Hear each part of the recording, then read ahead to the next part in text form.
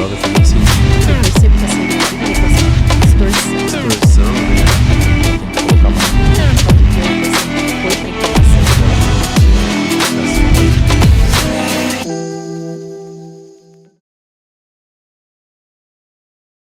Sejam muito bem-vindos a mais um Independência Química Podcast, esse programa que traz informação sobre dependência química, codependência, e a gente estamos falando de vários temas em relação a essa comorbidade, a essa situação, que é uma situação que se tornou um problema mundial, né? E hoje estamos aqui hoje, né, Isaac, para falar sobre um tema que é um pouco difícil de compreender, né? É um tema delicado, né? Porque a gente vê, principalmente nos comentários, as pessoas falando muito sobre alcoolismo, e a gente também vai tocar naquele ponto ali do paciente, né? Que chega, que a gente ainda não sabe se ele realmente está aceitando o tratamento, se ele vai aceitar, como que tá. E a gente também tem novamente aqui a Jaine ajudando a gente com essas perguntas que vão ajudar todo mundo a entender um pouco mais sobre o assunto. E eu acho que a gente falando sobre essa condição, né, da dificuldade dos pacientes, vamos falar um pouquinho sobre a síndrome do alcoolismo, que eu acho que envolve muito essa conscientização da população que não compreende, talvez compreende a dependência química como problema, mas não o alcoolismo como problema. Então a gente vai, né, acabar fomentando e, né, explicando essas situações aí para a galera. É isso aí. E para a gente iniciar, Jane, como que a gente pode olhar para aquele acolhido que chega, mas que ele ainda acha que ele pode fazer um pouquinho do uso ainda, sabe? Aquele cara que ainda não aceitou que ele realmente tem um problema mais sério. Bom, eu tenho que pensar e inicialmente avaliar as fases, né, aí, os estágios de motivação que ele se encontra. Esse estágio de motivação vai me dizer se ele tem ou não aí total compreensão do problema que ele está passando. Porque uma coisa é ele aceitar que tem lá uma compulsão com a droga, com o álcool. Outra coisa é ele achar ou ele entender que ele não pode mais fazer uso de nada, né? Então, essa condição de controle, de controlar, isso é impossível para o dependente químico. Ele não tem mais controle da substância. A gente vai primeiro analisar esse estágio de motivação, se ele se encontra no... A gente fala de algumas etapas, né? Então, tem a pré-contemplação, que o cara não reconhece nada ainda do problema. Tem a contemplação, que ele reconhece que ele tem um problema, mas ainda ele não está fazendo algo para modificar. Aí tem a preparação, ação e assim por diante. São vários estágios. E é aí que eu consigo avaliar se o cara tem ou não já consciência do que ele foi fazer.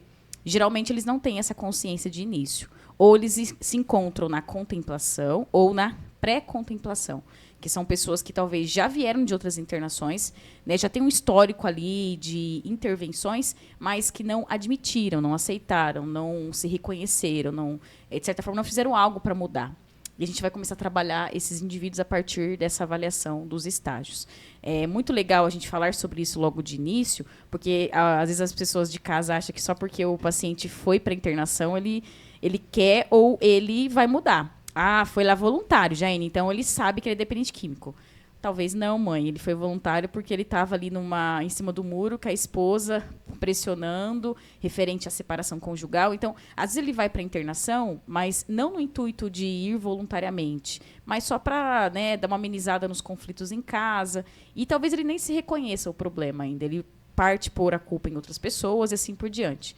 Mas esses estágios, Isaac, colaboram muito para os profissionais avaliar a condição, se ele está ou não já nesse processo de reconhecimento. Então aquele paciente, aquele acolhido que ele de manhã ele quer o tratamento, de tarde ele já não quer mais, é aquele que está no pré-contemplado.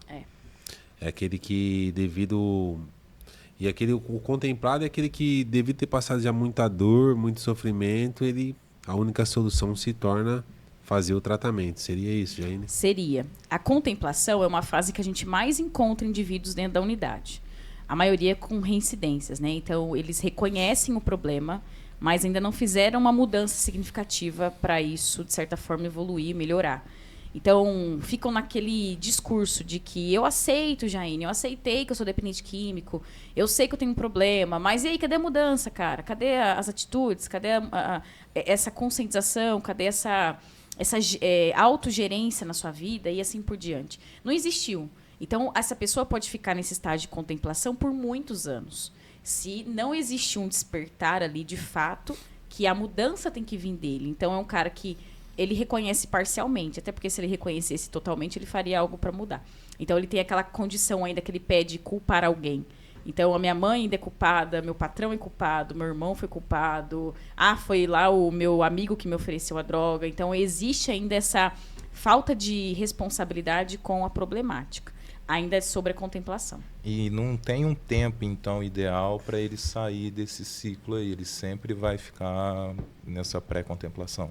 Na contemplação, em qualquer estágio. Não tem um período, viu, Isaac? A ideia, depois que o cara entra num processo de internação ou de qualquer, né, tipo de ajuda, é que ele evolua e ele chega até o estágio de ação, que é quando a manutenção já começa a ser feita. Então, ele já passou pelos processos iniciais dos estágios. Ele já reconheceu, já passou por, né, aí mudanças significativas. Mas tem pessoas que, na verdade, justificam porque tanta reinternação, né, tanta reincidência, porque tanto tentativa e não tanto resultado. Porque a pessoa não evolui de estágio. É aquela pessoa que quer fazer da mesma maneira, esperando resultados diferentes.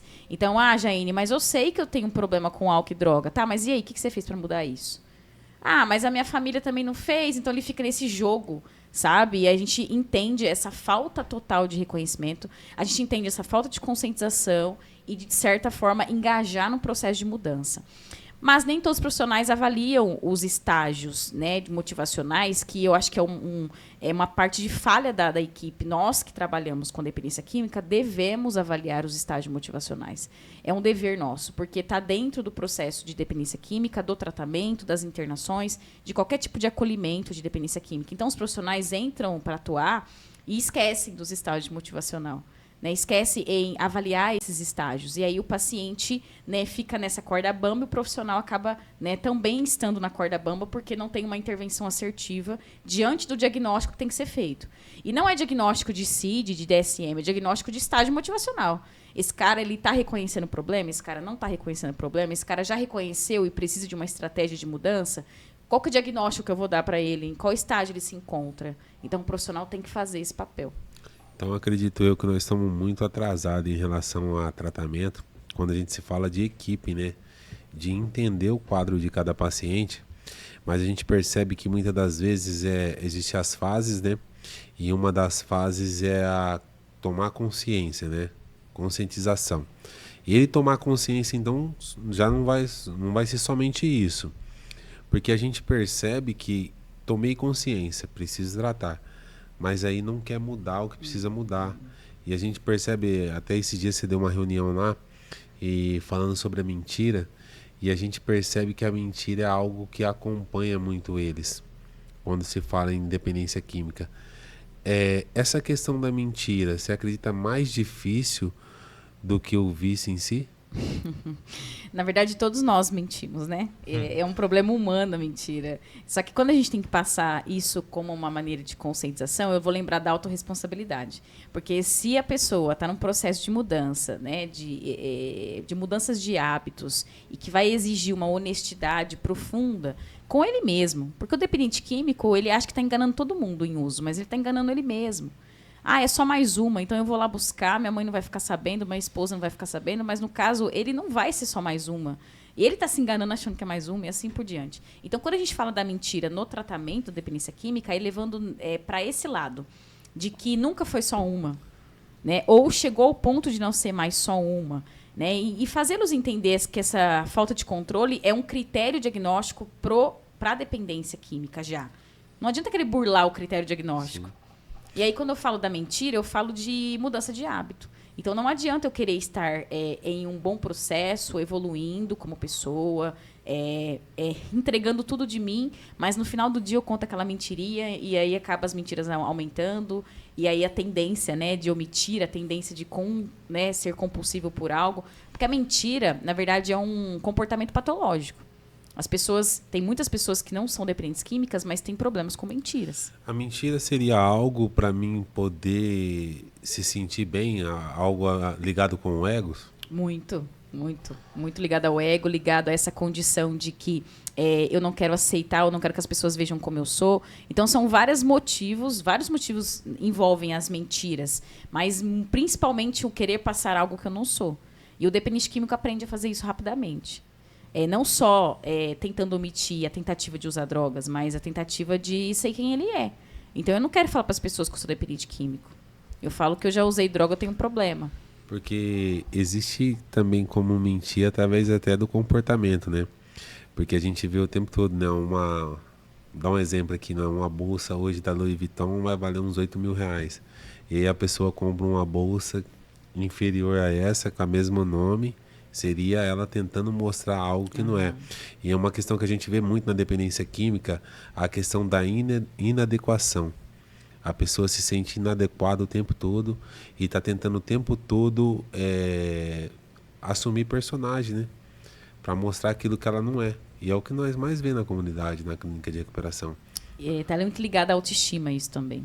A gente tem que resgatar essa autoestima. Então, assim, vamos pensar num sujeito que começou a usar... Eu atendi um paciente esses dias que ele começou a usar droga muito jovem, lá com uns 11, 12 anos. E ele já foi levado a casa-abrigo na época com uma condição familiar, né, vulnerável, por ter começado a usar droga muito cedo. Enfim, passou por várias fundações casa, teve muitos delitos, né, comportamentos ilícitos, enfim. A história desse paciente já é muito complicada.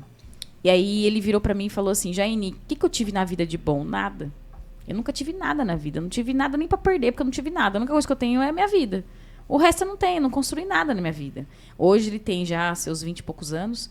E a gente começa a pensar em quanto que esse cara quer tanto ser e mostrar, porque ele nunca foi.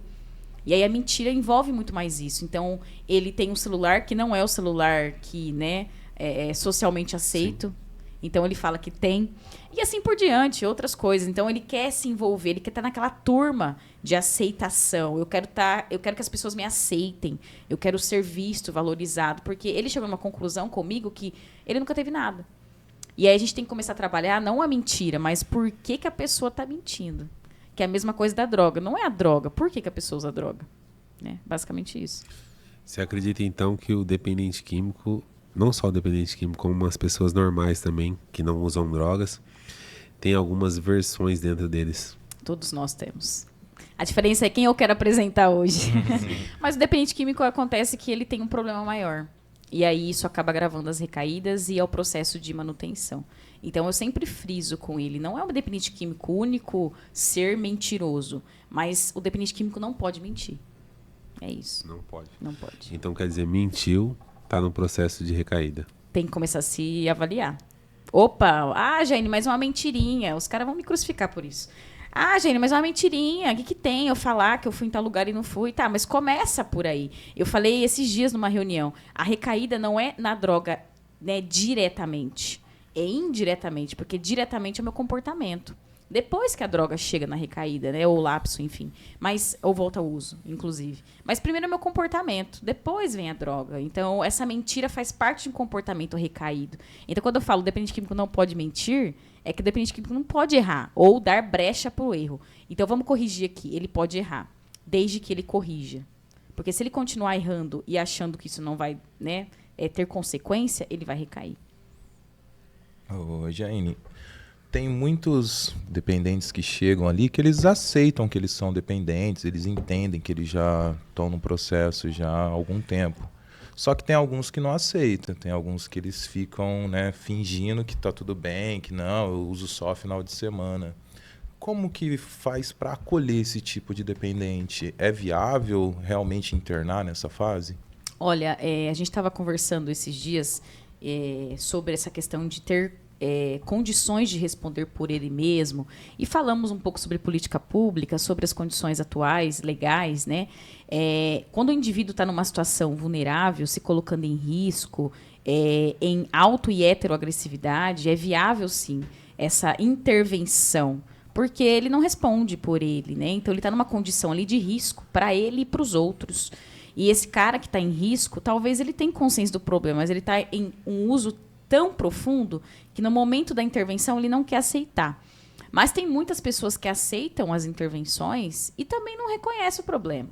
Então a gente está aqui numa discussão voltada para cada indivíduo. Então eu vou pensar neles individualmente. Então, não é porque o cara foi de uma maneira involuntária, ou seja, ele estava em risco, exigiu-se um pedido para que ele fosse, né, para uma instituição de segurança, que ele vai ser o único cara que vai negar o tratamento. Aquele cara que foi por vontade própria, com a mochilinha nas costas, também chega lá e fala que a culpa é dos pais. Então, assim, o processo da conscientização cabe para todos esses casos. Mas a contemplação, a fase da contemplação, que é o estágio da contemplação, que é o cara assumir que tem um problema com a droga, mas não querer mudar totalmente, é o que eu mais vejo dentro das instituições. É aquela pessoa que está em cima do muro ainda e vai ficar em cima do muro por anos, ou já está em cima do muro há anos. Ele não sai do lugar. Jaine, não sei o que acontece comigo, Jaine, já é a 7ª internação, eu não consigo melhorar, eu fiquei tanto tempo aqui, eu me aceitei, eu me entreguei. E a hora que ele começa a se aprofundar nesse quesito de história, começa a parecer que ele começou a culpar as pessoas de novo, que ele exigiu mais dos outros do que dele mesmo, que ele não evitou lugares, que ele não praticou, que ele não fez a manutenção. Aí eu viro para ele e falei assim, mas para que adianta reconhecer se você não colocou em prática? Então, a contemplação é o que a gente mais vê nas instituições. É aquela pessoa que aceita o que tem, mas não faz nada para mudar. Então, espera com que as pessoas mudem ao redor dela, ao invés dela mesma. E é uma das fases mais difíceis, eu acho. A gente vai acompanhando cada processo, né? A gente sabe que cada tratamento ele é único, né? Cada processo ele é individual. E a gente percebe que tem alguns casos aqueles de inúmeras reincidências, que a família já desistiu, já não deixa mais, você pode vir para casa, você vai começar, não vai te apoiar. Então a gente percebe alguns casos que cria no paciente uma desesperança muito grande. Essa semana mesmo estava conversando com um paciente e ele falou para mim a possibilidade de ele, é o seguinte, eu só quero terminar. Eu só quero não poder mais passar por reunião, não poder mais pegar atendimento. E eu queria ficar aqui, cara. Eu queria ficar aqui, eu queria ficar fazendo alguma coisa. Nem não quero ganhar nada, mas eu quero ficar aqui na unidade. Eu quero fazer parte disso aqui. E a gente percebe que o sonho e o desejo de vencer, de conquistar, de conhecer alguém, já desapareceu ali. Já não tem uma motivação grande de conquistar, de sair, de romper. Como que isso acontece, Jaine, para chegar nesse processo? A pessoa ela entra num conformismo muito grande. Na verdade, quando chega a esse ponto, a gente tem que ajudar essa pessoa a desenvolver perspectivas, né? É o processo de ressocialização. Então, é criar metas, planejar metas e chegar até elas. É o que a gente vai fazer. Acontece que muitos indivíduos já estão, de certa forma, com comorbidades associadas. Então, é sobre isso que eu ia falar também. Esse já vem de comorbidades. E aí fica mais difícil ainda. Mais difícil. Porque aí entra, às vezes, essa condição, né, da angústia, depressão, se caso é um transtorno de humor, né, da classe da depressão, ou se é outra comorbidade que limita muito ele ou faz com que ele acredite que ele não vai conseguir fazer nada na vida, ou até mesmo apontamentos ou falta de uma rede de apoio fortalecida que apoia as decisões dessa pessoa. Então, essa pessoa se conforma muito fácil. Tá vendo a fala dele? Eu só não quero participar de reunião mais, só não quero... Então, assim, ele enxergou esse processo todo que tudo foi punição. Ele falou, não, quero poder só baixar meu Facebook no celular, Instagram, o Instagram e tal, e ter um dinheirinho para sair para comer qualquer dia e tal. Ele viu a internação como punição. Eu só não quero mais ser obrigada a nada. E você não é obrigada a nada. A única coisa que você era obrigado é a partir do momento que você deu o primeiro trago. A tua compulsão foi disparada e você não conseguiu ter controle com a tua vida. Agora, estando sóbrio, você tem controle com a sua vida. O problema é que eles ainda ligam a instituição, o tratamento, como consequência do uso, e não é. A consequência do uso é o que levou ele ao tratamento. É a perda, é os danos, é a depressão, é a tristeza, é o rompimento de vínculo, é os prejuízos, não é o tratamento. É questão de conseguir enxergar neurologicamente o tamanho dos prejuízos causados pelo uso de substância, que muitas das vezes eles não conseguem enxergar, né? Muitas das vezes a família também tem um pouco de culpabilidade nisso, porque vai pegando os problemas, vai arrumando, paga o traficante, compra outro celular, compra o que está faltando, o que já vendeu. Aquela tentativa de resolver tudo não resolve nada. Mas você falando desse exemplo, parece que você deu um exemplo de metade dos pacientes que eu atendo. A maioria tem esse pensamento de achar que o tratamento é a consequência do uso. Jaine, eu nunca mais volto para cá. Te prometo, nunca mais eu vou ser internado. Tá, mas a tua promessa tem que ser nunca mais usar droga, cara. Estão invertendo os valores. Invertendo os valores, exatamente isso. Ô, Fernando, o Fernando de 11 anos atrás, o que foi mais difícil para ele? Deixar de usar droga ou reconstruir os laços afetivos com família? Na verdade, o parar de usar droga é muito fácil. Parar de usar droga é que nem tá lá, todo mundo parou, deixou de usar. O que fica mais difícil é a mudança interna, mudar dentro internamente. Porque quando você muda internamente, Isaac, aí fica mais fácil. Aí você consegue perdoar, aí você consegue aceitar a sua real condição, aí você consegue olhar para trás e ver, realmente fui eu. Realmente eu tenho que reconhecer, eu fiz tudo isso. Eu destruí meu relacionamento, eu destruí meu casamento, eu perdi meu emprego, eu deixei meus sonhos para trás. Então, assim, quando... Eu acredito, assim, que a melhor coisa que aconteceu comigo foi a questão da humilhação. A questão de humilhação real. Não a humilhação de falar, que nem hoje, o cara pegar e falar para mim, Fernando, você é adúltero, isso aí não vai afetar em nada em mim, porque eu não sou. Ou você é ladrão, não vai afetar em nada, porque eu não sou. Mas quando é algo, Fernando, lá atrás, você pegou, você roubou, você deixou de ser pai, aí vai. Porque aí é uma coisa que é real. Então, quando eu internamente reconheço dentro de mim mesmo as minhas limitações, as minhas dificuldades, tudo que eu passei e aceito isso, fica mais fácil de reconstruir relacionamentos. Os relacionamentos eles só são reconstruídos. Parar de usar droga foi a coisa mais fácil do mundo. Parei. Mas aí, depois que eu parei, eu percebi, nossa, agora eu tenho que matar esse lobo que está dentro de mim. Agora eu tenho que, realmente, que nem a Jane falou, uma mentirinha, ela pode se tornar algo muito maior. Tudo que pode vir pequeno, na questão de defeito de caráter, pode se tornar algo muito maior. Né? E a literatura, ela diz, né? Temos que ficar atentos aos nossos defeitos de caráter, senão eles podem nos levar a um beco sem saída, no qual não vamos conseguir sair limpo. Porque os nossos defeitos de caráter rouba todo o nosso tempo e energia. E a maior queixa que a gente vê na questão da dependência química é a fadigabilidade, o cansaço. Né? Eles cansam. Cansei de ficar limpo. Exato. Vai, eu volto a usar droga. Entendeu? Entendi. Essa falta de perspectiva, né? Então, assim, nada tem graça. Não tem graça. Porque eles esperam que as pessoas motivam. Eles esperam que as pessoas coloquem aquele elemento gostoso durante a vida, aquele prazer, aquele lazer. E a gente tem que correr atrás disso. Sim. Só que eles nunca correram, Fernando, porque a única coisa que dava prazer era a droga. Só correr atrás da droga. Então, assim, eles não sabem o que é ser satisfeito por estar em casa num domingo curtindo a família.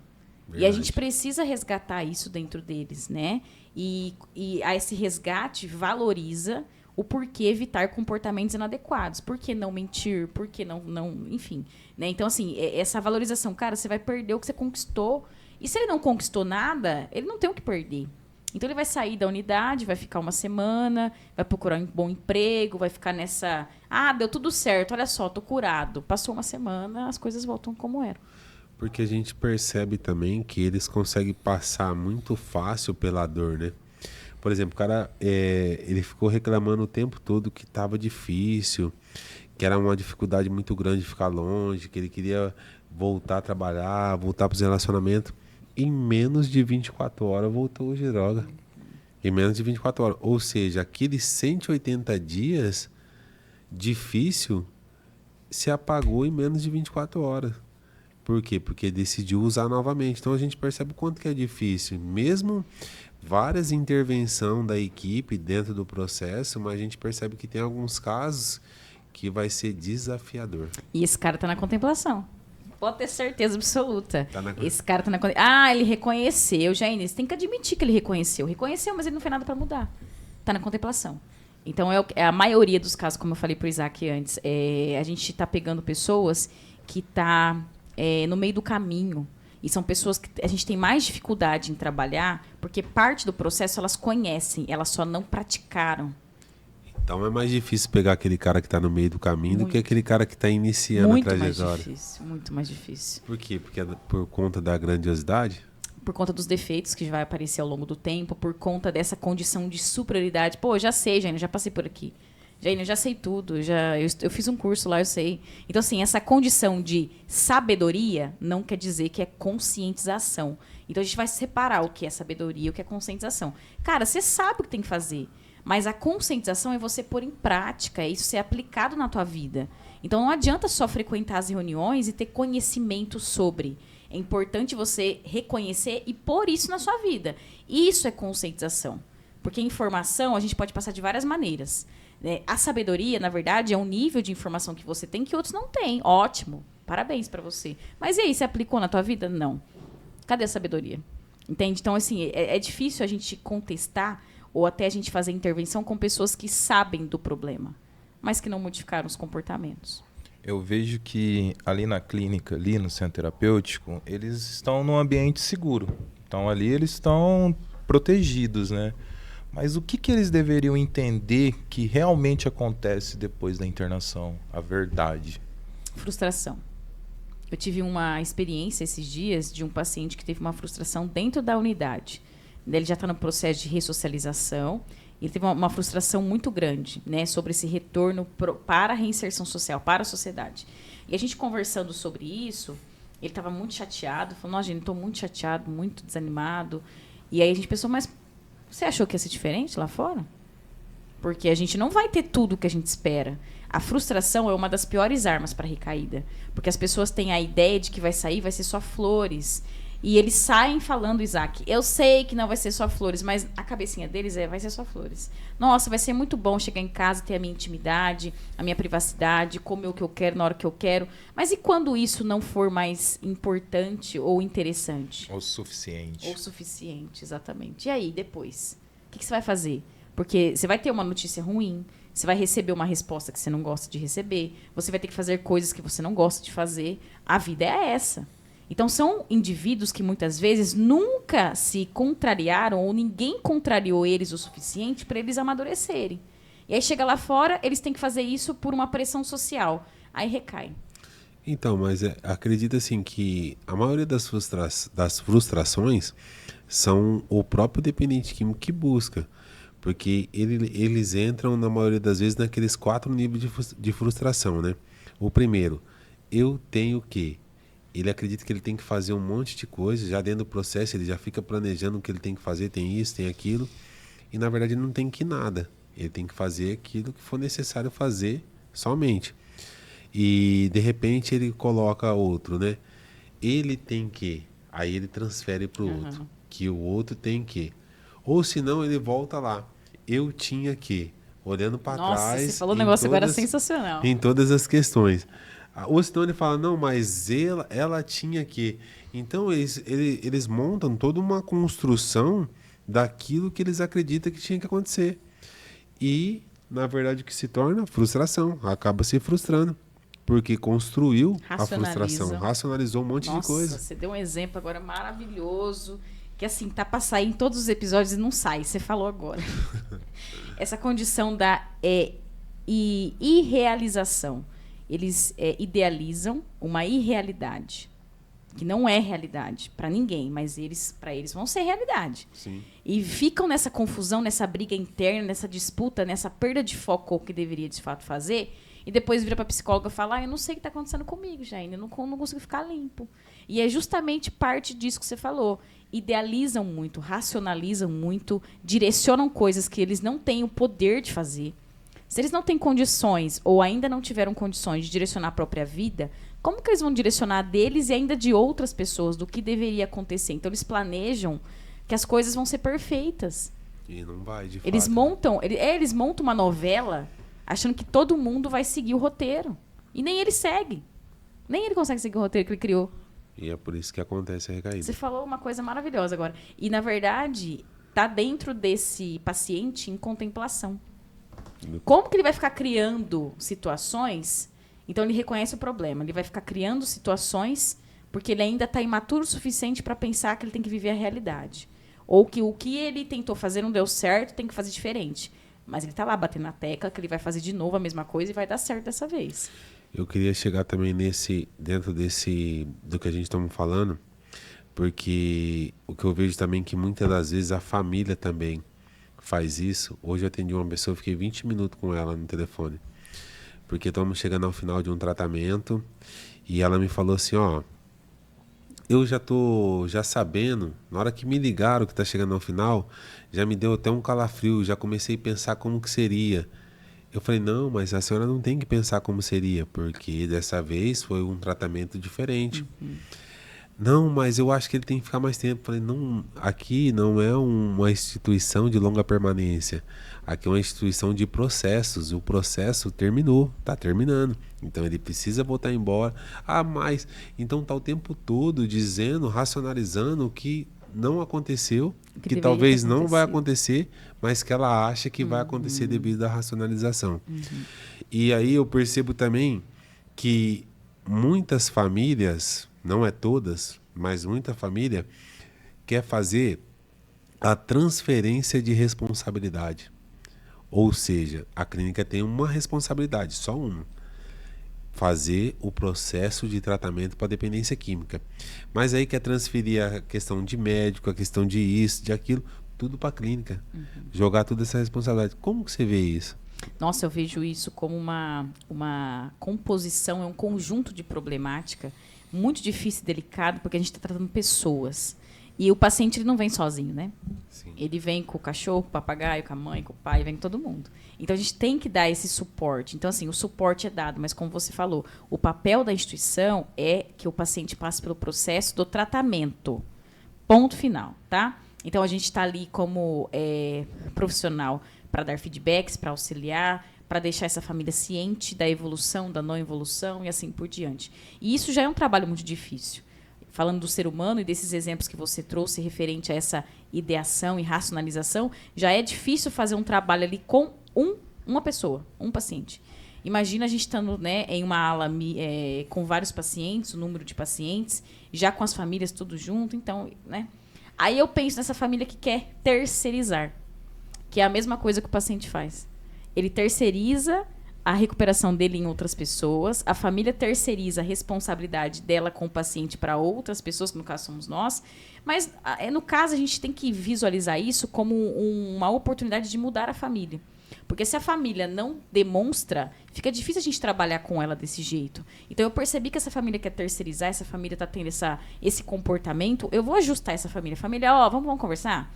Eu vou ajustar essa família. Pode ser que eu tenha sucesso, pode ser que eu não tenha sucesso. Mas me dá a oportunidade de fazer com que a família tenha outro comportamento. Família, você está querendo responsabilizar, não com essas palavras, obviamente, mas é a mesma coisa que o teu filho faz com o tratamento, percebe? Que o que ele está fazendo com anos recaído e que vocês que não colaboram, é o que você faz também referente à sua responsabilidade. Em que outros assuntos que não envolvam a clínica é da sua responsabilidade. Então, a gente vai fazendo essa conversa. Né? Então, eu vejo como oportunidade. É difícil, Fernando? Mas se você escolheu trabalhar, é isso aí.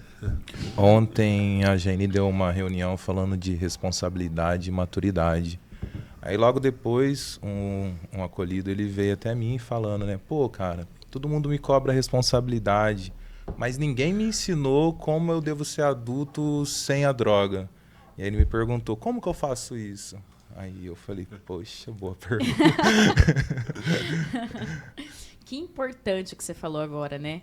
E eu percebi durante essa reunião, eu gosto de falar sobre esse assunto em vários contextos de saúde mental, não só da dependência química, mas tanto que esses indivíduos precisam desenvolver a responsabilidade para conseguir ficar bem após uma internação, né?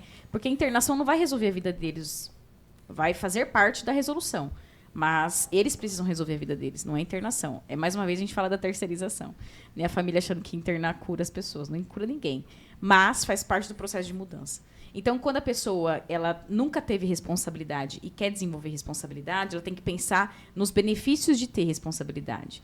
E eu dei um exemplo para um dos pacientes de que a gente aprende as regras morais, né, da sociedade, as normas e regras. A gente está falando de valores, né, da própria moral da sociedade, a gente aprende isso de uma maneira de convivência. Não é imposto pra gente. Olha, a partir de hoje você não pode fazer isso. Não, mas desde criança já é passado o que pode ou não pode fazer. Em público, em casa, fora de casa, dentro de casa. Então, assim, eu aprendo em um contexto de desenvolvimento. E a responsabilidade tinha que estar nesse momento, Isaac, desde a infância para a adolescência, para a vida adulta. Então, não adianta hoje a gente querer colocar na cabeça do cara de 40 anos que ele tem que ser responsável, se lá na infância não teve esse desenvolvimento da responsabilidade. Possivelmente teve, mas ele desviou. E a droga, o dano da droga é também reforçar esses comportamentos inadequados e essa falta de controle com a própria vida, que no caso entra a irresponsabilidade. E aí entra a comorbidade, aí só agrava. A gente está falando de um combo, né, de problemas. Mas quando a pessoa fala para mim, eu não sei ter responsabilidade, eu viro para ela e falo assim, qual é o benefício de não ter? E ela começa a pensar, não tem benefício nenhum de não ter responsabilidade. Então, qual é o benefício de ter responsabilidade? Então, ela começa a se questionar e ela entende que ela não foi responsável, talvez por reforçar comportamentos que ela achou que ia chegar a algum lugar. Então, não vou falar que é uma escolha, porque não é uma escolha. Mas ela passa a ter consciência que ser irresponsável não vai trazer nenhum benefício. É na infância que nós começamos a tratar essa condição de comportamento. Então, vamos fazer um apelo para os pais aqui, durante, né, o programa. Pais, mães, eduquem seus filhos. Passem uma boa ideia de responsabilidade, com que eles queiram ter responsabilidade e entender os benefícios disso na vida adulta. Porque a gente sabe os benefícios de ser responsável, por isso que a gente é responsável. Agora, aquela pessoa que não é responsável e não sabe o que vai fazer da vida dela, ela está perdida. Ela está perdida. E, possivelmente, ela é um usuário. Faz parte da personalidade dependente químico, faz parte dessa composição, né, dessa inadequação que o Fernando falou, desse falta de ajuste, dessa confusão mental do que eu estou fazendo está certo, não está certo, por que eu estou chorando tanto, por que eu não consigo minhas coisas, Jaine? Está lá que nem uma criança de 8 anos no mercado fazendo birra. Cara, mas você tem 40, você não tem 8 anos. Para que chorar porque tua mãe não trouxe o chocolate da marca que você queria? É que nem o caso quando eles falam que ele sabe que parou de usar, mas ele ainda sente vergonha dele. Essa confusão de eu sei que eu tenho que fazer o certo, mas eu ainda estou fazendo o errado. Então faz o certo. Caramba, é tão difícil fazer o certo? Por que é difícil? Porque o certo exige muito mais da gente. É igual a terapia, né? Eu já falei várias vezes aqui. Fazer terapia e conversar são coisas diferentes. A terapia exige mais da gente. Tudo que exige mais, no sentido de que eu tenho que enxergar meu lado ruim para mudar meu lado ruim. Então, se eu não quero enxergar meu lado ruim, eu nunca vou modificar ele. E a irresponsabilidade entra como lado ruim da nossa vida. E as pessoas não querem assumir. Eles querem ainda culpar outras pessoas. Eles querem ainda terceirizar a responsabilidade. Então, eles ainda vão ficar nessa disfunção e nessa vida, né, de corda bamba. Então, fica aí um tempo limpo, mas depois recai. E aí chega na psicóloga e fala, não sei por que eu recaí. Então, basicamente, tudo isso tem a ver com autorresponsabilidade. Tudo. A autorresponsabilidade vai fazer com que o indivíduo ele tenha uma eficácia maior dentro do processo. Quando ele parar com essa transferência, quando ele começar a olhar para si mesmo e ele entender, se eu fracassei no relacionamento foi porque meus pensamentos fizeram eu fracassar no relacionamento, minhas crenças fizeram eu fracassar. Se eu fracassei financeiramente, se eu fracassei como pai, como filho, então, assim, enquanto eles não entenderem sobre autorresponsabilidade, eu acredito que o nosso trabalho maior tem que ser esse, colocar a conscientização de autorresponsabilidade. Ele precisa ter a responsabilidade. Eu estava falando com um paciente esses dias, inclusive. Olha só como é que é as coisas. A gente cansa de facilitar reuniões sobre os prejuízos das drogas como um todo, dessa falta de controle. Então, cara, se você tem a substância de preferência como crack, você não vai me tomar uma cerveja de fim de semana. Não faça isso. Isso só vai, na verdade, facilitar a tua recaída, teus comportamentos inadequados, te distanciar da tua manutenção. O que o cara faz, Fernando? Vai lá tomar cerveja no fim de semana. Poxa, mas a gente cansou de falar, sabe? E assim, reforçar que as consequências acontecem por conta das suas atitudes. Então ninguém foi lá te oferecer crack ou a sua família não brigou com você para você recair no crack. Você já estava tomando tua cerveja de fim de semana. E aí, como que faz essa tua manutenção? Não estava sendo feita? Não tem como a pessoa manter o uso de alguma coisa e frequentar um grupo anônimo. Isso é impossível. Dentro da filosofia dos grupos, você pode falar melhor do que eu, inclusive tem mais, né, propriedade do que eu para falar, mas eu penso que é impossível uma pessoa frequentar os grupos anônimos e querer usar a droga recreativa. Eu acredito que é por isso que muitos fogem dos grupos, né? Que são aí uma possibilidade de se manter em recuperação. Muitos fogem porque, de fato, eles ainda não estão prontos para parar de usar, né? E por isso que fogem dos grupos. Eu queria fazer uma pergunta sobre a questão do alcoolismo. A gente sabe que o álcool está na classificação de depressivo, de uma droga depressiva. E assim, a pessoa bebe, ela entra naquele pico de euforia, alegre e tal, baixou, depressão. E ao longo do tempo pode desenvolver uma comorbidade depressiva, né? E aí ela vai no psiquiatra, começa a tomar alguns remédios, só que de repente ele está fazendo uso daquela medicação, que são os psicotrópicos, junto com o álcool. Até que ponto isso pode agravar na questão de trazer para prejuízo para aquela família em respeito de agressividade, que é o que a gente vem notando em alguns cenários, agressividade, até mesmo de partir para cima de familiares devido a essa junção de álcool e psicotrópicos. Olha, você trouxe uma questão muito importante, né? O alcoolismo hoje ele está na nossa sociedade, assim como as outras dependências, mas ele ainda não é visto totalmente como algo perigoso. As pessoas reconhecem-se alcoolistas muito mais tarde do que um usuário de droga ilícita. Isso por conta da aceitação social do álcool. Então, as pessoas vão buscar tratamento para o álcool depois de muitos anos. Muito pior do que as drogas ilícitas, que existe uma aversão à sociedade. Então, ninguém está numa balada e usa o crack socialmente ali. Vou lá usar um crack ali, tá? Mas a cerveja é comercializada. Então, assim, o álcool, ele é aceito, ponto. Quando eu estou falando de alcoolismo, eu estou pensando em uma doença que já está em um nível progressivo.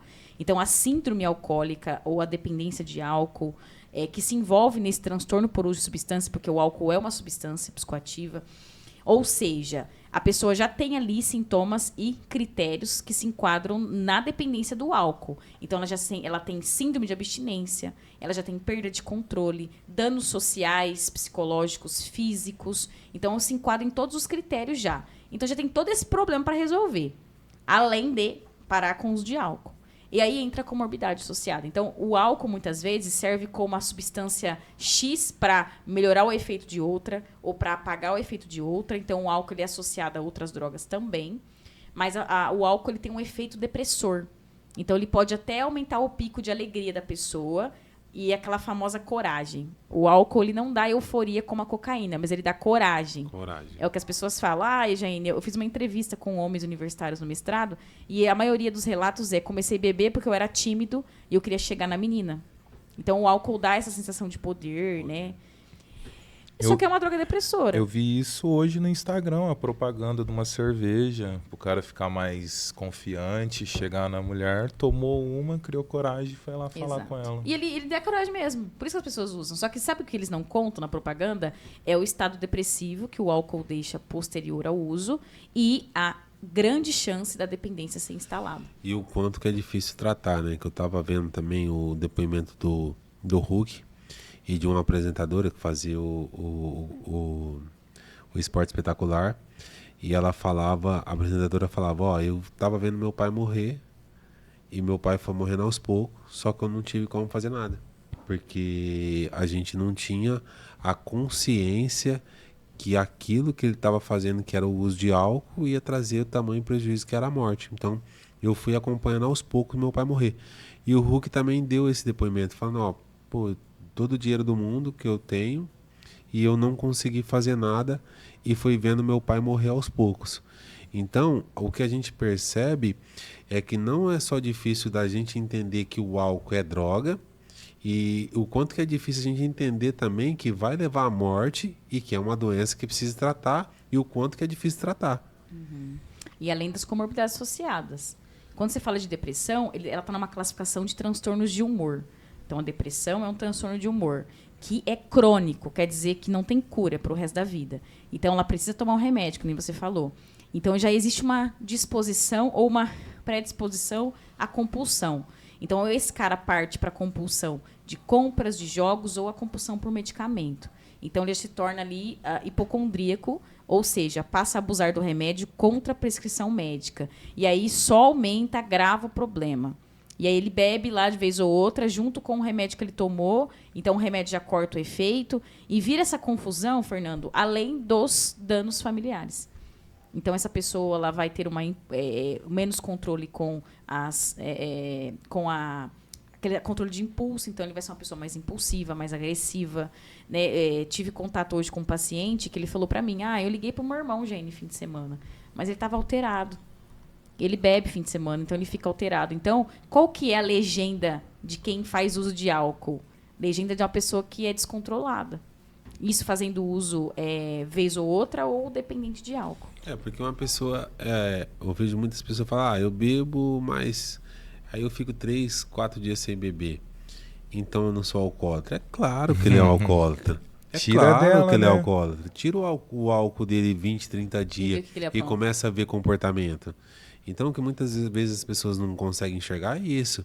O que vai dizer que a pessoa é ou não é tirar o álcool totalmente e ver como que vai ser o comportamento. Que, inclusive, lá no diagnóstico, nos critérios diagnósticos, não existe o critério dizendo que tem que usar todos os dias. Já tiramos esse mito. É um mito, né? Tipo, lá no DSM, na CID, mostra pra mim onde tá. Que tem que usar todo dia para ser dependente. Sim. Não tem isso lá. Eu vejo pessoas que durante o dia elas já ficam impacientes, já ficam alteradas, qualquer coisa está explodindo.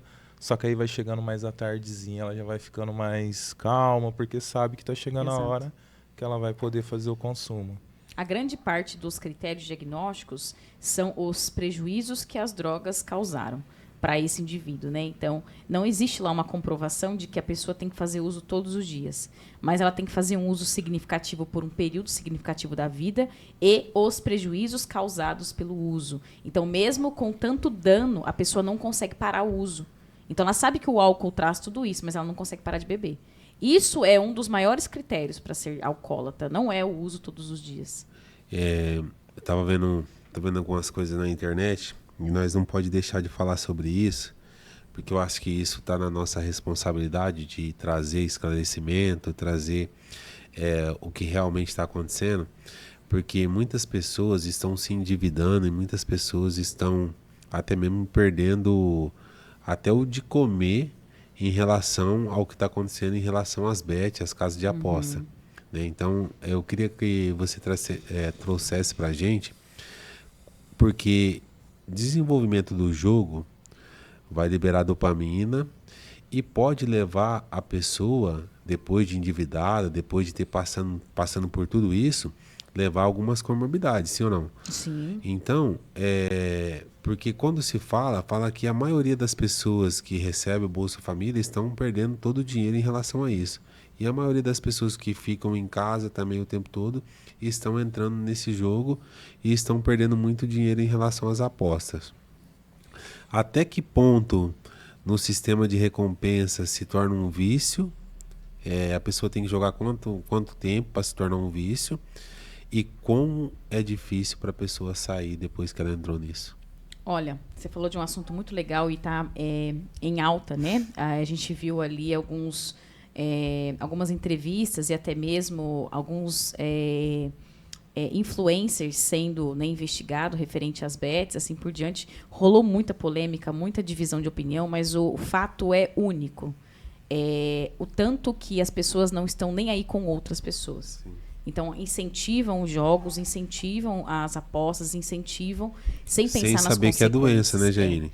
Aí tem até uma das influenciadoras, né, deixa muito claro, sempre avisei que menor de 18 não pode entrar e quem tem uma disposição para vício não é indicado jogar. Uma pessoa que está em casa. Não tem como saber, né? Que não tem consciência, né, que já tem um vício instalado, mas não reconhece. Como é que você vai, enfim, passar essa conscientização dessa maneira? Não existe. Mas assim, o que eu penso, Fernando? Quando a gente aciona o nosso sistema de recompensa cerebral, que está dentro do nosso sistema nervoso cerebral, a gente está assim, né, reforçando esse comportamento. Então, eu tenho um ganho, eu tenho um prazer, automaticamente eu quero fazer de novo. Isso com tudo na nossa vida. Só que quando eu estou falando de um comportamento patológico, que o jogo é um comportamento patológico, que entra na área das adicções, ele está sendo escravo de alguma coisa, que no caso é o jogo, eu estou reforçando isso ainda mais, isso vai causar mais prejuízo, né, do que outras compulsões ou repetições que eu quero me satisfazer, tá? Então, está envolvendo dinheiro.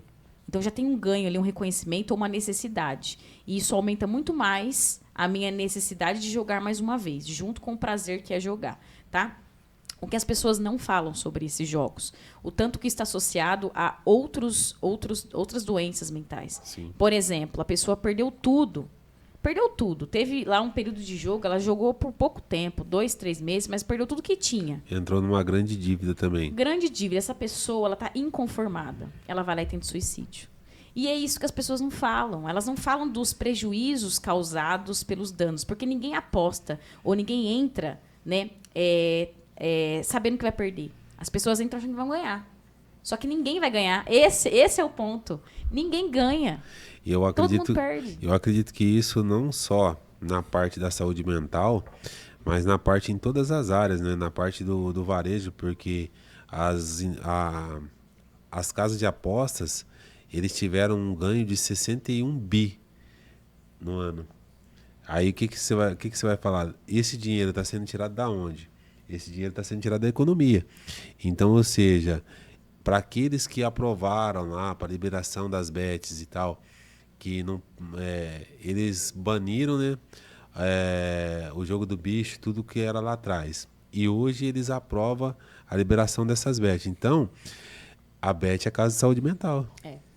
É caso de saúde mental, é caso de pessoas que estão desenvolvendo diversas comorbidades, não só o transtorno do jogo, mas também outras comorbidades Síndrome devido... do pânico, depressão, até mesmo uso de drogas, né, afogar ali ou esquecer o que aconteceu no álcool, nas drogas. Então, assim, a gente tem que falar do jogo, mas tem que falar do que ele causa no indivíduo ao longo do tempo.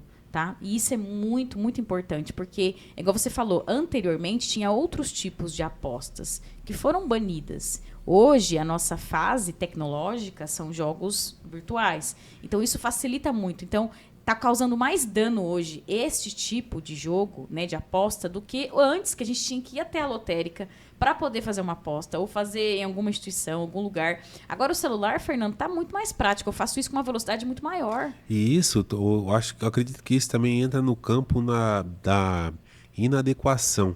Porque tá lá um influencer mostrando uma vida que ele tem. Perfeita, maravilhosa para a pessoa que está lá, do outro lado, lá com o celular na mão. E para a pessoa tentar chegar naquele patamar que aquela pessoa está. Então, assim, o tanto que é complicado, as pessoas não estão ligando para a saúde das pessoas, estão fazendo todo tipo de propaganda para envolver as pessoas nisso, e o quanto que é difícil, e não sabendo o quanto que é difícil uma pessoa sair de um fundo de poço desse. Não então, tem a responsabilidade social. Eu estudei programação e esses jogos de aposta, ele é feito especificamente para te dar um prazer, fazer você ali ganhar alguma coisa e logo depois ele começa a te arrancar tudo de volta. Só que aí já liberou a dopamina em você e você vai ter que sempre saciar aquilo ali. Mas no caso, um adicto, um dependente químico que acabou de sair de uma internação, ele entrar para começar a apostar, qual que é o mal que isso vai fazer nele? Ele realmente está limpo? Ele começa a apostar antes de sair, na verdade. É verdade. Se o cara tem celular na mão, ele aposta antes. É verdade. Na verdade, a aposta é muito prejudicial. A gente orienta isso muito lá dentro da instituição. Mas eles tentam também fugir dessas compulsões de outra maneira. Como eu já falei aqui muitas vezes, né?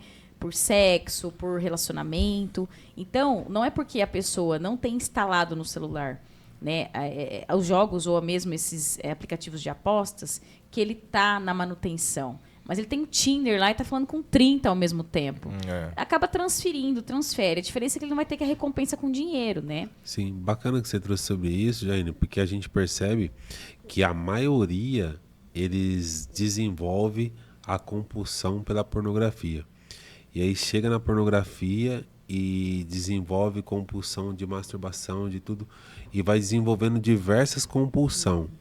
A pessoa que está no processo, entrando num processo, tentando parar de usar droga, e começa esse desenvolvimento dessas compulsões substitutas, o alerta de uma recaída começa aí? Com certeza, transferência. E sabe que tem diferença de homem para mulher? O homem vai fazer esse tipo, né, de transferência, compulsão por sexo, por exemplo. Sim.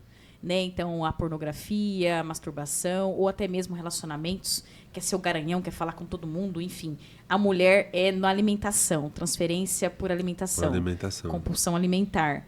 Por conta dessa condição de preenchimento de alguma coisa. Não estou falando aqui que toda mulher vai fazer isso dentro do homem, mas assim, é uma tendência que a gente vê dentro da prática. Né? Então, a compulsão alimentar para as mulheres e o homem a compulsão por sexo. Por sexo e pornografia. Pornografia. Então, a gente tem que já alertar esses indivíduos dessa pegadinha, porque isso é um auto-engano absurdo. É o nosso cérebro querendo, na verdade, suprir a necessidade da substância. Então, se ele já tem um cérebro condicionado a uma compulsão por alguma coisa, ele sempre vai procurar caminhos mais fáceis de se satisfazer. Sim. Então, a compulsão está instalada nele. Ele tem o problema, né, da dependência já instalada, transtorno mental e comportamental. Então, tudo vai ser muito intenso. Então, o jogo, a aposta, não vai ser uma aposta. A satisfação para ele vai ser muito maior do que para uma pessoa que não tem dependência química. Ainda o Bruno veio aqui, ele falou assim que a ciência diz que a droga são as causas primárias. E quando a gente vai olhar para a questão de todo o contexto que envolve a dependência química, a gente tem que acreditar realmente que a droga são as questões primárias. Porque existem diversos fatores aí. Eu falei da questão da pornografia e da questão da masturbação, porque logo quando eu estava no tratamento, a gente teve uma palestra de um dependente químico, ele já estava há algum tempo limpo, e ele falou que a maior dificuldade do dependente químico seria lidar com isso, com a pornografia e a masturbação. Por quê? Porque ele estava passando por esse processo, ele chegou a ser preso por conta desse processo. Estava no carro e olhou uma pessoa na rua e acabou sendo preso por conta disso. Porque a compulsão se tornou uma compulsão muito forte na mente dele. Quer dizer, deixou a droga e substituiu por outra compulsão. Outro objeto. Na verdade, a dificuldade, né, dele controlar os impulsos entra por essa falta de manutenção. E o companheiro que está nesse processo, até que ponto ele está longe da droga? Ele está a um palmo da droga. Um palmo, assim, pode medir. Então, o companheiro que está num processo como esse, ele está próximo, muito próximo da droga. Só falta a droga. Só falta a droga. droga. A droga era a cereja do bolo lindo de casamento. O bolo está feito. Lindo, com os noivos em cima. E qual que é o maior engano de uma pessoa que troca o vício por um comportamento compulsivo, vamos dizer, mais leve, como a pornografia? É achar que é leve. Ah, não vai dar nada. O que tem? É só sexo. Eu só tô conquistando as pessoas, eu só tô tentando me dar prazer, mas ele não percebe que isso está preenchendo um vazio dele. A compulsão, né, quando passa a ser repetitiva e ele passa a fazer essa mudança de objeto apenas, é porque o cara precisa de preenchimento, ele precisa daquilo. E se ele precisa, é porque tem alguma coisa faltando com ele. Então, ele não faz essa autorreflexão de que tem algo errado com ele, que não está certo, essa necessidade para ele repetir tanto isso. Porque é normal as pessoas quererem prazer, normal. A gente vive fazendo isso, a gente quer ter uma vida confortável, a gente vive a adolescência de um momento de descobrimento, experimentar coisas, mas o problema é quando isso passa a ser uma compulsão. E o quanto que é perigoso isso, né, Jenny? Porque algumas pesquisas indicam que a pessoa que é viciada em pornografia, ela tem uma tendência a desenvolver pedofilia e todas essas outras questões que são crime, né? Inadequações, a falta ali de moralidade, a perda de regras sociais por conta desses impulsos que são, né, acionados e essa falta de controle. Então o cara ele é preso por uma perturbação, né, ou um assédio, sendo que ele não tinha intenção de fazer isso. Só que o modelo mental repetiu e instalou ali no modelo mental dele. Eu tava pensando aqui, cara, as casas de aposta, né, essas bets, elas são os novos traficantes, né? Só que ninguém prende ninguém sabe de nada. Acontece que não tem ali o objeto droga. né? Não tem não tem algo, né, para a gente palpar. É tudo virtual e isso facilita muito essa influência. Na verdade, são pessoas que querem ganhar dinheiro em cima de pessoas que não têm dinheiro. É muito complicado. Essa falta de... Eu vou falar de novo. Falta de responsabilidade social. Se você tem uma influência sobre a sociedade, faça o teu bem, né? Não faça o mal. Mas só para o pessoal de casa lá ficar totalmente ciente em relação a isso. Isso, apostas são casos de saúde mental. Sim. Então, isso que a gente está vendo agora, das pessoas estar indo para esse caminho, lá na frente a gente pode perceber que o prejuízo vai ser grande. Vai. E, na verdade, já tem pessoas que buscam internação por compulsões que não são drogas. Né? Na psiquiatria, a gente vê alguns casos de pessoas que vão por compulsão, por compras, sexo mesmo, pornografia. Então, nem tudo gera-se em torno da droga. Compulsão é muito mais do que isso. A diferença é que as drogas, elas causam prejuízos específicos ou até mais rapidamente. Então, a gente tem essa... Às vezes a gente escuta, mas é uma compulsão leve. Não é leve, cara. Adoece a pessoa do mesmo jeito. E quando a gente está falando da dependência química, a gente sabe que a dependência química é uma doença crônica, progressiva e fatal. E que aí quando a gente vai olhar para a questão de apostas, eu recebi uma ligação esses dias também, falando de uma internação para um ente querido que se envolveu em aposta. E aí a gente percebe que é progressiva também, porque só pelo relato do pai, o pai falou, ó, ele começou, ele gastou o dinheiro que tinha na conta, aí depois ele foi no agiota, aí prestou o dinheiro do agiota, aí depois ficou devendo pro agiota, e aí depois agora o agiota quer matar ele. Então percebe que existe uma progressão nesse estágio dessa doença que é instalada por aposta de jogos, né? Sim. Eu sei pouco de dependência química. Na verdade, eu deveria saber mais. O que eu sei, eu consigo ajudar as pessoas, mas assim, sempre falta. Mas eu sei menos sobre compulsões fora dependência. Mas o que a gente sabe é a importância de falar do assunto e ligar isso ao adoecimento mental. É nítido, um leigo sabe que isso adoece as pessoas. Então, essa falta de compromisso social, de achar que isso ainda está fazendo benefício, isso aí é só balela, é só conversa. Todo mundo sabe que isso causa prejuízo nas pessoas. Quando com uma família será que ela consegue identificar que as apostas já deixou de ser um entretenimento e começa a virar uma doença? Quando ele passa, isso está no critério diagnóstico, tá? De dependência. Quando ele passa a colocar isso como prioridade. Então ele deixa de fazer coisas que ele fazia antes, ele deixa de ter interesse em outras coisas, em hobbies ou até mesmo no trabalho, ele perde, né, aí as capacidades ou até mesmo o nível, né, que ele tinha de produção durante o dia, interesse em coisas que ele gostava. É o primeiro ponto. Ele passa muito tempo nisso e só está fazendo isso. Ponto. Família, toma cuidado, se preocupe. Não só a família, mas ele mesmo. Tá? Ele mesmo. Se preocupe se você está colocando isso acima de outras coisas. Tem muito pai de família que, em vez de estar lá com a família no domingo, está jogando, está apostando. Né? Então já é uma coisa. Ah, mas ele só tem o domingo, ele trabalha a semana inteira. Tá, mas ele trabalha a semana inteira e também não vê a família. Mas ele está preferindo apostar no domingo ao invés de ficar com a família. Então, opa, peraí, tem alguma coisa errada. Interessante isso que você falou, viu, Gênio? Bacana. Caminhando pelo caminho da contemplação, você acredita que a balança rescisória, né? O cara colocar ali na balança ali, né? O ganho de fazer o uso da substância e o que ele perdeu e o que ele deixou de ganhar vai ser fundamental para que uma pessoa possa se tornar de fato contemplado no tratamento de dependência química? Vai. Tá. Quando você fala contemplado, é que ele passou por todos os processos. Passou por todos os processos, passou pelas fases e decidiu ficar em recuperação. Ele chegou no estágio de ação. Sim. Então, ele passou por tudo. De fato, ele tem que pôr na balança. Então, o que me trouxe prejuízo, o que me trouxe benefício, o que eu tenho que fazer, qual comportamento eu tenho que modificar e sair dessa corda bamba, sai do muro. O problema na dependência química hoje, dentro das instituições, é que eu tenho mais pacientes em cima do muro do que pacientes que, de fato, saíram desse muro. Ó, gente, a partir de agora, então, eu vou fazer isso e começa a fazer. Então, se o cara fica em cima do muro, ele fica assim, eu vou ou não vou? E agora? O que eu faço? É culpa minha ou da família? E aí, você fica assumindo um papel ou é você mesmo? Hoje eu vou ser o bonzinho ou o malzinho? E aí? Então sai do muro, seja você. Então eu quero que o cara chore, eu quero que o cara fique com raiva de mim, eu quero que o cara chegue lá e fale um monte pra mim. Mas aí que eu vou tratar ele. Ele saiu do muro. Você deu risada, Fernando. É, porque você veio para tratar, vamos tratar, né? Esquece tudo que você passou. Você veio para tratar, vamos tratar. Exato. Precisa buscar o caminho da recuperação. O alcoólatra mesmo, né? Ele não consegue se enxergar como um dependente químico, né? Mas o álcool causa tão prejuízo como a cocaína ou o crack, né? Tem os mesmos critérios diagnósticos de um dependente químico, dependente de álcool.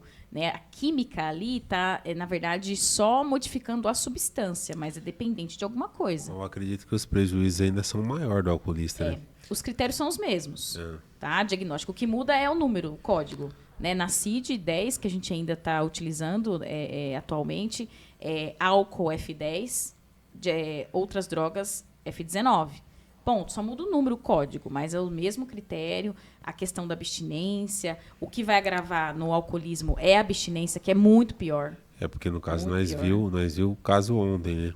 Nós vimos um caso ontem do esquecimento total, de As amnésias, a demência. a falta de conseguir até se locomover, porque o alcoolismo está trazendo todo aquele prejuízo. Teve casos que as pessoas não conhecem porque não faz parte de tratamento, mas de pessoas começar a cavucar com o chão de concreto, acreditando que enterrou a chave ali, e queria pegar a chave, de acreditar que está trabalhando em algum lugar. Então, os delírios, tudo essa questão. E existem duas possibilidades do porquê que pro álcool é tão mais difícil. Primeiro, pode ser pela substância do álcool mesmo, que tem já algumas modificações de outras drogas, ou principalmente porque o alcoolista reconhece muito tarde o problema. Então, ele passa mais anos no problema.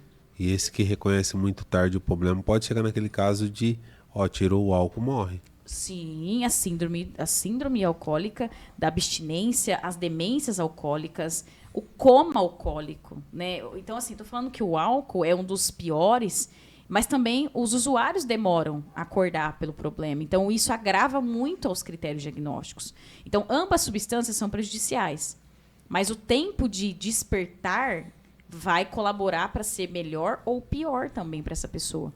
Então, o cara que fez uso da droga 1 ano de cocaína, né, fez um ano de cocaína, fez vez ou outra, aumentou o padrão nos últimos meses, ele vai sentir uma abstinência, com certeza, ele tem um corpo para isso. Mas o cara que está fazendo uso de cocaína há anos, né, de várias maneiras, agora tem a cocaína injetável, inclusive, ele vai sentir de outra maneira a abstinência. Mas esses são os mesmos critérios diagnósticos. E o que a Organização Mundial da Saúde, a OMS, fala sobre o álcool em si? Totalmente prejudicial. A OMS está do nosso lado, tá? Tá do nosso lado. Pensando no viés de saúde. Lá certinho, lá, né? Tá. Pensando no viés de saúde, é totalmente não recomendado o álcool, tá? Assim como outras drogas, tabaco e outras substâncias, e partindo agora para as compulsões, né, jogos, assim por diante. Então, tá voltado para a saúde. Isso é muito legal, né? E, Jaine, qual o movimento que o governo federal e a OMS está fazendo em relação às casas de aposta e esses jogos patológicos? Nada. Nada. Eu, assim, tô vendo o movimento envolvendo, né, essas condições dos influenciadores, mas ainda não baniram os aplicativos, ainda está em funcionamento. Pelo contrário, eles estão legalizando alguns, né? Na verdade, está fazendo propaganda agora, né? Porque isso gerou uma propaganda para algumas pessoas. Você acredita, então, que a gente estamos diante de um colapso na saúde mental? Muito. E vai ter prejuízo isso a longo tempo, viu? Então tem que ser muito visto isso e tem que ser banido, né, de fato. Então, para você que está em casa, a gente estamos diante de um colapso na saúde mental. Você que tem algum filho, algum ente querido que está partindo por esse meio, conscientiza ele, busca ajuda, buscar um mecanismo para que ele possa sair desse processo que é um processo de adoecimento e entrar num processo de recuperação antes de os prejuízos forem maiores. Porque eu falei da OMS aqui, porque às vezes as pessoas ouvem a gente falar aqui e fica achando que é achismo da nossa parte, né? Então, se tiver alguma dúvida, ouviu alguma coisa aqui, procura lá no site, vai se informar por conta própria, para não achar que a gente está falando coisas aqui que vem da nossa cabeça, né? Porque a gente precisa se posicionar. A gente está se posicionando, a gente vai se posicionar em relação a essas questões, que são questões que vão agravar, que vão trazer prejuízos para o ser humano. Então, o programa nada mais é para que a gente possa se posicionar trazer subsídios, né, em relação ao que a gente acredita, e não só o que a gente acredita, trazer um real prejuízo que pode ter o uso de substância ou falar sobre recuperação aqui. Sim, exatamente. Né? Então, a gente pode até sugerir isso, Isaac, deixar uma legenda lá, uma referência, né, sobre essas condições. Exato. O que a OMS, né, pensa sobre. Vamos deixar para a galera também ter esse contato, né, e também aproveitar esse conteúdo junto com a gente. O YouTube, ele deixava, né, quando falava de Covid, ele deixava lá algumas coisas, link, algumas informações, né, mas creio que para dependência química, essas coisas, ele não vai dar essa atenção. Mas sabe o que eu queria, Jane? Que você deixasse aqui uma fala sua, principalmente para esses influenciadores que iludem tanto os seguidores dele. Como usar a influência deles a favor do bem e não como eles estão fazendo aí com essas bets? Legal, eu vou reforçar essa pergunta do Isaac também, que eu gostaria que você também... Foi a mesma visão. Vamos imaginar que o algoritmo vai entregar para essas pessoas o que você vai falar aqui. Vamos imaginar que vai chegar, que vai alcançar todas as pessoas que estão passando por esse problema. Vamos imaginar que isso vai ser entregue. E aí pode terminar a pergunta, Isaac. Era isso. Só queria que você falasse diretamente para esses influenciadores. Bom, é difícil a gente querer mudar as pessoas, né? Como psicóloga, eu jamais acredito ou, né, iludo uma pessoa achar que consegue mudar alguém quando ela não quer mudar. A gente muda apenas nós mesmos. Mas a gente faz esse movimento de tentar mudar as pessoas porque é o nosso trabalho. De plantar uma semente, de falar, poxa, será que está no caminho certo? Vamos pensar sobre isso, né? Reflita, pense. E o que eu quero, né, falar para essas pessoas é nesse intuito desse colapso social, desse agravamento na saúde mental e se colocar no lugar dessas pessoas, no sentido de que não fez mal para mim, não quer dizer que não vai fazer mal para as outras. E não fez mal para mim por quê? Porque eu tenho rede de apoio, porque eu tenho outra, né, realidade financeira, porque eu não estou ali suprindo uma necessidade como outras pessoas que podem suprir. Então, assim, essa empatia. É o mínimo do mínimo, a empatia. Empatia é tudo. Legal, estamos chegando a mais um fim de um Independência Química Podcast. Lembrando, né, Isaac, que esse programa tem um apoio do Centro Terapêutico Luiz Caetano. Ele só acontece graças a esse apoio. E se você não conhece o Centro Terapêutico Luiz Caetano, acompanhe a gente nas nossas redes sociais. E se você também precisa estar passando por o problema da dependência química dentro da sua família, entre em contato. A gente vai atender você da melhor forma possível, te orientar e tentar ajudar você. Muito legal. Que assunto, hein?